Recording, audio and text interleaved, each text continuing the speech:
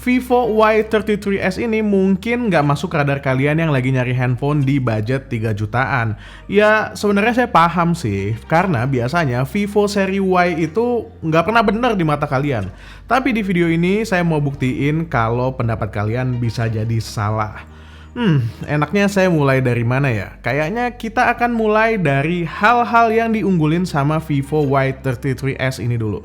Agak beda dengan image yang dikasih sama Vivo yang lebih ngandelin kamera gitu, smartphone ini udah dibekali chipset gaming dari MediaTek Helio G80 yang ditandemin sama RAM 8GB plus extended RAM sampai dengan 4GB. Jadi totalnya nanti bisa 12GB kalau fitur ini diaktifin. Pengalaman saya pakai Helio G80 itu selalu seru sebenarnya, nggak pernah ngecewain termasuk di smartphone ini. Untuk penggunaan harian aja sih lancar banget, nggak nemu kendala apapun. Problem kayak lagi dipakai tiba-tiba jadi lemot juga belum sekalipun saya temuin di perangkat ini. Semua lancar dan juga snappy. Layar 1080p dengan desain water dropnya ini juga nambah pengalaman penggunaan jadi makin asik. Nanti saya ceritain lah lebih jauh soal layarnya karena tadi kita nih baru bahas key selling point dari handphone ini dulu. Nggak ketinggalan juga kamera jadi jualan utama oleh Vivo kali ini. 3 juta bawah dan Vivo ngasih kamera 50 megapiksel dengan keunggulannya katanya di night camera-nya. Bukan secara angka doang yang menurut saya bisa jadi keren, tapi angka 50 megapikselnya ini ditandem dengan algoritma dan software pemrosesan fotonya Vivo pastinya akan lebih menjanjikan lagi. Oke, sampai situ dulu bahas key selling point-nya. Sekarang gua akan lanjut bahas ke desainnya dulu. Nih kayak begini nih, kelihatan nggak? Susah sekali. Bagus kan? Kali ini Vivo nyediain dua warna, Mid Daydream dan Mirror Black. Dan kayak yang udah kalian lihat dari tadi, unit yang dipinjemin Vivo ke saya ini adalah yang Mirror Black. Bukan sembarangan sih Vivo ngasih nama hitam kaca begini. Kelihatan karena bodinya emang kayak kaca, reflektif, mantulin cahaya. Jadi kita literally bisa ngaca di bodinya yang hitam pekat ini. Vivo nyebutnya sebagai mirror finishing, katanya pakai teknologi double layer coating. Finishing yang ultra super duper glossy kayak begini tuh bikin saya sedih sekaligus seneng. Senengnya dulu lah, senengnya handphone ini jadi berasa premium, jadi kayak terbuat dari kaca gitu bodinya. Sedihnya kira-kira ada dua. Yang pertama itu susah banget nge-shoot gambar tanpa ada pantulan muka saya dan kamera saya di handphonenya ini. Tapi sedihnya itu cuma buat konten kreator doang lah, karena pengguna biasa harusnya sih nggak ngerasain kesedihan yang kayak tadi. Dan sedih yang kedua itu adalah gampangnya sidik jari itu menempel di bodinya yang kayak kaca ini. Saking nempelnya itu tuh kayak berpacaran gitu body sama sidik jari. Beruntungnya dalam paket penjualannya Vivo nyediain sebuah soft case yang bisa langsung kalian pakai. Jadi bodinya nggak kena sidik jari karena sidik jarinya ganti berpacaran sama casingnya. Ya nggak apa-apa lah, yang penting kita dapat casing, itu adalah satu hal positif dari Vivo. Frame dari smartphone ini agak unik ya, dia sebenarnya flat, nggak melengkung, tapi juga nggak nyatu dari depan ke belakang. Masih ada pemisah antara bagian depan, belakang, dan frame tengahnya. Atau ini kayak gini tuh biasa disebut sebagai 2.5D flat frame design. Sekilas lihat mungkin kalian akan ngerasa smartphone ini bulky, tebel, tapi ketika dipegang langsung ini ternyata nggak begitu, ini enak dan nggak tebel. Buat smartphone ini, Vivo Indonesia juga nyebut bahasa desainnya ini dengan trendy slim design. Mengingat baterainya yang juga lumayan gede, 5000 mAh, menurut saya desain dengan ketipisan 8mm gini pencapaian yang bagus banget buat Vivo. Di bagian atas frame ini ada SIM card tray yang bisa diisi sama 2 SIM card plus 1 buah micro SD card. Micro SD-nya ini bisa dimasukin sampai 1 TB, jadi nggak usah terlalu khawatir kalau storage 128GB-nya ini penuh. Gue sih nggak ngerti lagi gitu loh, pakai storage 1 TB itu buat apa? Mungkin buat nyimpen file penting. Buat bagian kiri framenya ini nggak ada apa-apa, polos aja. Sementara tombol volume dan power merangkap sensor sidik jari ini ada di bagian kanannya. Sensornya ini cepet loh, nyaman juga dipakai karena posisinya pas, nggak ketinggian, nggak terlalu turun juga. Dicoba pakai tangan kiri juga enak, ini pas. Sementara di bagian bawah ini standar aja, ada jack audio, mikrofon, USB Type-C, dan juga ada 1 buah speaker. Untuk speakernya, saya coba buat nonton dan dengerin musik sih masih asik sebenarnya. Volume fullnya kenceng banget, ya meskipun bassnya kurang. Jadi kalau didengerin dengan volume maksimal, agak nusuk gitu di telinga. Jadi saran saya untuk nonton atau dengerin musik sendirian, jangan kenceng-kenceng, agak nusuk.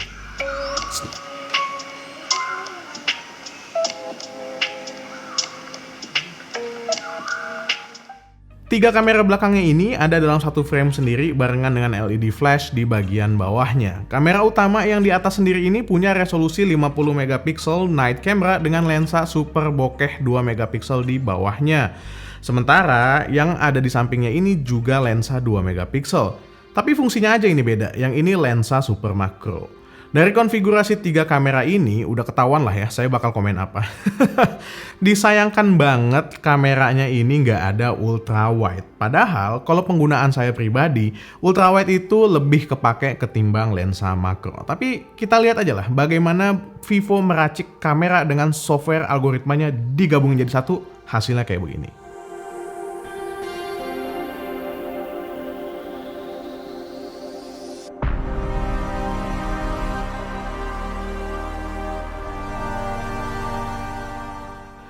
Kamera utama Vivo Y33s ini ngasih hasil yang cantik dan tajam di cahaya yang cukup. Foto di luar ruangan pun bisa ngasih dynamic range yang menurut gua cakep. Nggak ada tuh terlalu gelap dan terlalu terang di hasil fotonya. Ngomong-ngomong, by default, resolusi yang dihasilkan dari kameranya ini ada di 12 megapiksel dan bisa banget diubah untuk dapetin resolusi optimal di 50 megapiksel. Hasil foto di 50 megapikselnya mirip dengan foto default, dynamic range yang sama-sama oke, warna yang sama-sama akurat tanpa saturasi yang terlalu over. Pastinya dengan tambahan detail lebih baik karena resolusinya jelas lebih tinggi. Kalau kamu mau dapetin hasil foto yang lebih bright lagi, bisa juga nyalain mode Super HDR-nya. Ada juga di sini mode Pro di mana pengaturan kamera ini bisa kita atur sendiri secara manual. Beberapa hal yang bisa diatur sendiri ini ada shutter speed, white balance, ISO, dan juga fokus kameranya. Super Night Mode juga tentu aja hadir di smartphone ini yang ngasih beberapa detik waktu tambahan untuk ngambil gambar saat malam hari. Supaya gambar yang dihasilkan ini lebih terang, jadi cahaya yang masuk ke kamera itu lebih banyak. Meskipun kondisi cahaya ini lagi redup banget. By the way, kalau kalian perhatiin nih, setiap foto manusia, fokus di objeknya lumayan cakep. Karena katanya Vivo Y33s ini juga punya fitur Eye Autofocus. Ya, jadi hampir nggak pernah saya temuin kameranya salah ngambil fokus ketika mau foto manusia. Mode portrait belakangnya juga menghasilkan gambar yang oke, bokeh yang cakep, meskipun ya miss wajar masih kejadian beberapa kali, terutama di sekitaran rambut. Kamera super makronya juga ternyata lumayan bisa diandalkan untuk ngambil gambar dengan jarak sangat dekat. Meskipun butuh waktu lebih lama sekitar 1 detik sebelum gambarnya benar-benar tertangkap kamera. Ini beberapa kali kejadian nih, fotonya belum ketangkep, posisi saya udah geser, jadinya ya nggak dapat gambar yang dimau deh.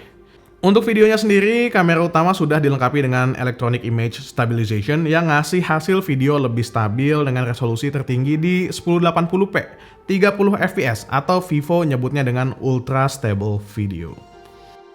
Ya, ini adalah hasil atau contoh video untuk Vivo Y33s dengan kamera belakang. Ini 1080p, 30 fps. Bagus ya? Stabil. Stabilisasinya bagus karena dia sudah punya EIS alias Electronic Image Stabilization, jadi enak banget. Fokusnya juga asik. Dynamic range juga lumayan, tidak buruk, bagus hitungannya. Ya, kayak ginilah hasilnya untuk kamera belakang dari Vivo Y33s. Buat kamera depan, tentu aja ada di poninya yang bergaya tetesan air ini. Resolusi kameranya ada di 16 megapiksel dengan hasil foto yang juga cukup baik di kondisi malam karena fitur mode malam atau night mode-nya ini bisa juga dinyalain di sini.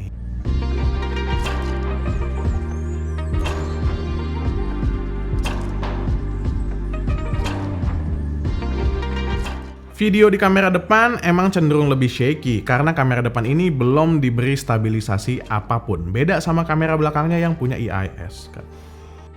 Lagi jalan-jalan di depan rumah doang, jadi nggak pakai masker. Jaga jarak sama yang lain juga. Ini adalah hasil dari kamera depan Vivo Y33s 1080p 30 fps. Jelas little bit shakier daripada kamera belakang karena dia tidak punya stabilisasi apa. Jadi emang dibanding pendahulunya, Vivo Y33s ini kayak ngasih improvement yang berasa banget terutama di kamera bagian belakang.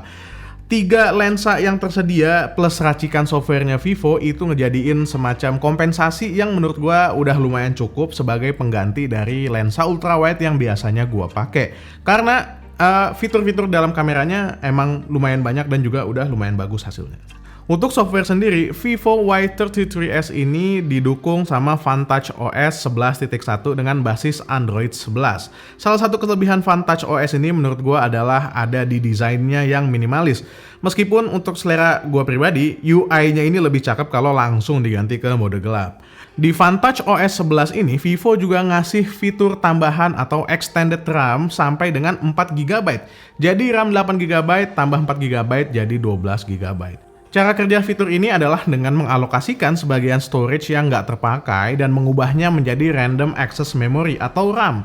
Vivo sendiri ngejamin kalau pengaplikasian fitur ini tuh nggak akan merusak karena sudah menggunakan algoritma yang dibuat secara cerdas agar storage itu bisa menambah RAM dan membantu kinerja dari handphone ini.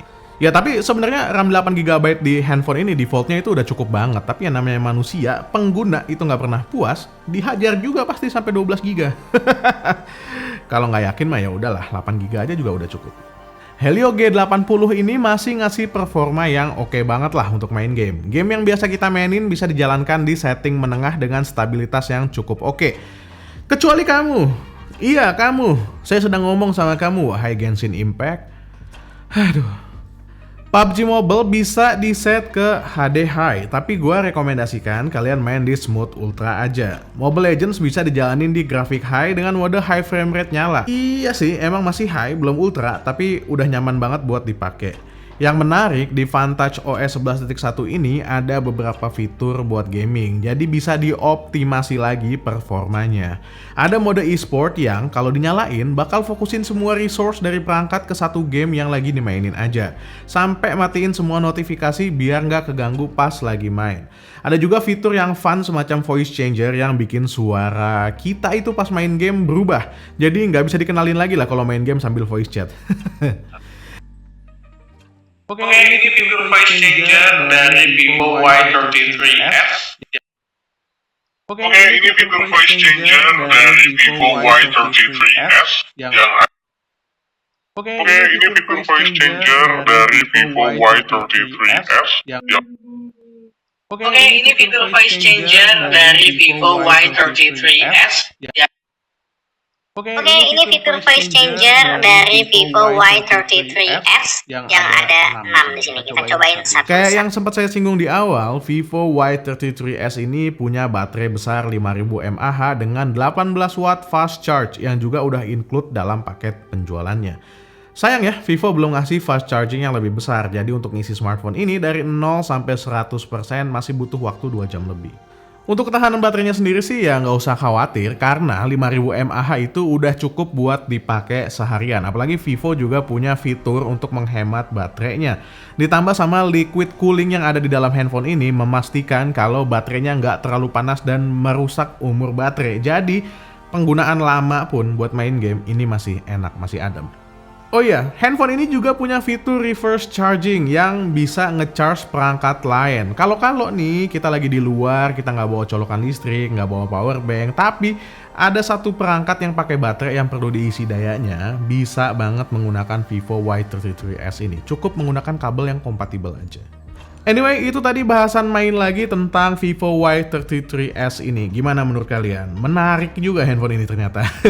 Vivo seri Y alias seri Y itu bisa semenarik ini. Secara tongkrongan desain ini udah cakep banget dengan bodi yang glossy dan juga sidik jari yang udah lumayan cepet dan berada di pinggir. Kalau dilihat-lihat, frame yang juga nggak melengkung alias rata ini membuat handphone Vivo Y33s ini jadi semakin modern aja buat dibawa kemana-mana. Kamera juga udah dapat upgrade yang lumayan besar, terutama di bagian kamera belakang dengan resolusi yang lebih tinggi lagi 50 megapiksel serta fitur ultra stable video membuat kalau kalian kemana-mana pengen ngambil foto atau video itu menurut gua masih aman. Untuk foto malam hari pun cenderung aman dengan night mode-nya dan selfie pun juga bisa hidupin night mode-nya. Jadi nanti akan ada cahaya yang nerangin muka kita kalau kita selfie malam hari. Mantap. MediaTek Helio G80 yang ada di dalam sini plus 8GB RAM plus 4GB extended RAM plus Vantage OS ngejadiin handphone ini juga asik buat dipakai gaming. Meskipun bukan performa yang paling tinggi, tapi performa middle sambil dipakai rekam gitu-gitu aja mah masih santai lah, masih bisa banget dipakai di Vivo Y33s ini. Jadi kalau kalian yang tertarik, pas banget per hari ini tanggal 22 Oktober 2021 Vivo Y33s ini udah bisa kalian beli. Untuk info lebih lanjut silakan langsung klik link yang ada di deskripsi di bawah. Oke, itu aja bahasan saya tentang Vivo Y33s ini. Kenapa Vivo seri Y itu patut banget dilirik untuk zaman sekarang, karena ternyata handphone ini oke banget. Kalau kalian suka sama video ini silahkan di like. Kalau kalian gak suka, kalian tahu apa yang harus kalian lakukan. Gue Dian dari Main Lagi pamit. Assalamualaikum warahmatullahi wabarakatuh. Bye.